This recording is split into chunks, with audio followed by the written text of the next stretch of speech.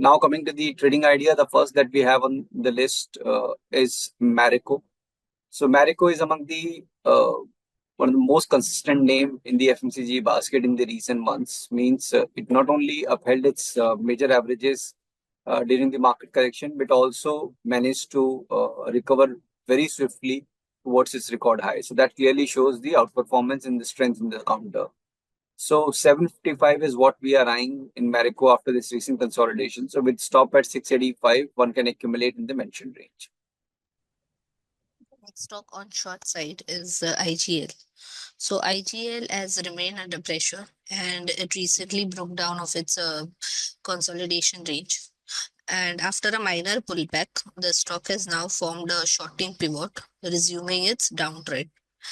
Additionally, after a failed attempt to surpass its key moving averages, the stock is trading below its short to long term averages, suggesting weakness in trend.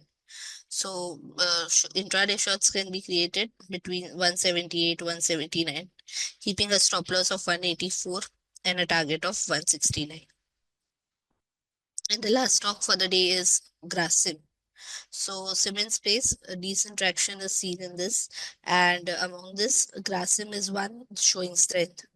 And you can see how a prolonged corrective phase. Now the stock has shown a strong recovery from lower levels, which was supported by strong volumes.